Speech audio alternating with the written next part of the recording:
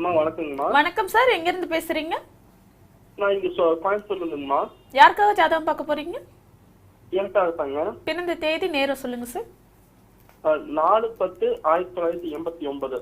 4/10/1989. பிறந்த நேரம் மதியம் 2:05. 2:05 PM. பிறந்த இடம் சார்? கோயம்புத்தூர். கோயம்புத்தூர். ராசி நட்சத்திரம் லக்னம் சொல்லுங்க. விருச்சிக ராசி அனுச நட்சத்திரம் மகர லக்னம். விருச்சிக ராசி அனுச நட்சத்திரம் மகர லக்னம். என்ன கேள்வி கேட்கணும் சார்? லைஃப் ரொம்ப சாபமா இருக்கு. ஐயா கிட்ட பேசினா என் மனசு நிம்மதியும் சொல்லிட்டு 2-3 வருஷமா ட்ரை பண்றேன். புதன் தசை ராகு புக்தியில இருந்தே லைஃப் கெட்டு போச்சு. 2014 இருந்தே நல்லா இல்லையா?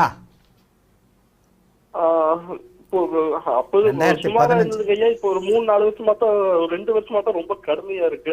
கேதசை அப்படிதான். கேதசையில நீங்க இப்ப கஷ்டப்படுறதுக்கான ஃபவுண்டேஷனே 2015 இருந்தே சில விஷயங்கள்ல அகலக்கால் வைக்கிறது, சில விஷயங்கள்ல தவறான முடிவு எடுக்கிறதுன்னு போய்கிட்டே இருக்கு. ராகு லக்னத்தில் இருக்கும்போதே நம்ம தவறான முடிவுகள் எதனா எடுப்போம். இந்த அமைப்புல கேது திசையும் அப்படித்தானே இருக்கு. வேற எந்த விதத்திலையும் நல்ல அமைப்புகள் இல்லையே.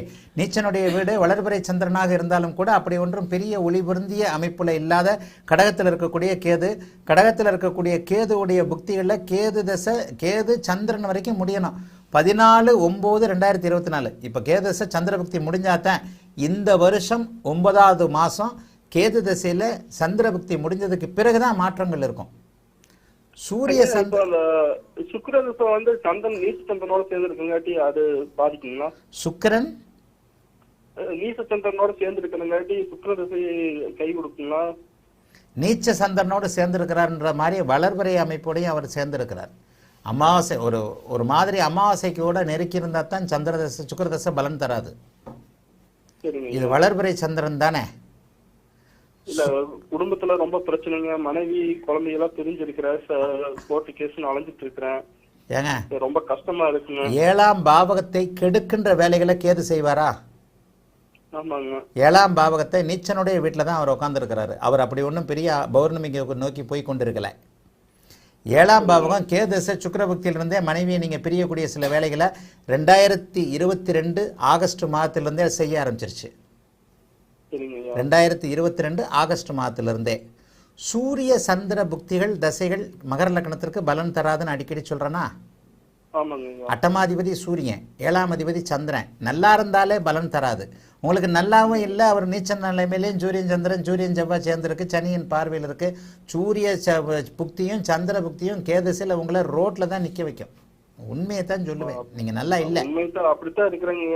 பிறந்தது நல்லா இருந்துன்னா ஒரு 2 வருஷமா சொல்ற மாதிரி ரோட்ல தான் இருக்கிறாங்க. ஏன்னா சூரியன் செவ்வாய் கூட சேர்ந்துருக்கு, சனியின் பார்வையில் இருக்கு.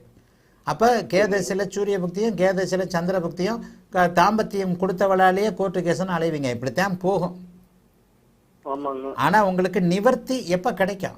செவ்வாய் ஆரம்பிக்கட்டும். செவ்வாய் ஆரம்பித்தோன்னா அப்படியே படிப்படியாக நிவர்த்தி கிடைக்க ஆரம்பிக்கும். 2026 3வது மாதத்துக்கு பிறகு குரு புக்தி ஆரம்பிக்குது. குரு புக்தியிலிருந்து கொஞ்சம் கொஞ்சம் நிவர்த்தி கிடைக்கும். கேதுவுக்கு 12ல் குரு இருந்தாலும். ஆனால் கேது தசை கொடுக்கின்ற சோதனைகளை சுக்கிர தசை கொடுக்காது. ஏன்னா சுக்கிரன் நீச்சனோடு சேர்ந்திருந்தாலும் நல்ல வேலையாக வளர்பிறை சந்திரனோடு சேர்ந்திருக்கிறார். அமாவாசை சந்திரனோடு சேர்ந்திருந்தால் மட்டுமே தன்னுடைய பலத்தை சுபத்தை அப்படியே சந்திரனுக்கு கொடுத்து தன்னுடைய தசையில் நெகட்டிவையும் சந்திரனை சுபத்துவப்படுத்தக்கூடிய சில வேலைகளையும் செய்வார். என்னுடைய சுபத்துவ பாபத்துவ சுற்றுமுள்ள கோட்பாட்டின் அடிப்படையில் இந்த சுப பாபத்துவ அமைப்புகளை அப்படியே புரிஞ்சுக்கிட்டாலே தசைகள் எப்படி இருக்குன்றதை உங்களால் கரெக்டாகவே ஜட்ஜ் பண்ண முடியும். கேது தசை கொடுக்கக்கூடிய 7ஆம் பாவகத்து கெடுதல்கள், மனைவியை கெடுக்கக்கூடிய குடும்பத்தை கெடுக்கக்கூடிய அமைப்புகளை சுக்கிரதசை கண்டிப்பாக கொடுக்காது. சுக்கிரதசையில் கண்டிப்பாக பொண்டாட்டி பிள்ளைங்களோட சேர்ந்துருப்பீங்க. கவலைப்படாதீங்க. கேதசை மட்டும், அதுலேயும் கேதசையில் கிட்டத்தட்ட இப்போ நான் சொன்ன அந்த செவ்வாய் பக்தி மட்டும்தான் கொஞ்சம் கெடுபலன்கள் இருக்கும். ஏன்னா செவ்வாயும் சனியின் பார்வையில் இருக்கிறார். ஆகவே சிகப்பு நிற கட்டிடங்கள், கோர்ட்டு கேஸு போன்ற அமைப்புகள் கேதசை குரு பக்தி வரைக்கும் நீடிக்கும்.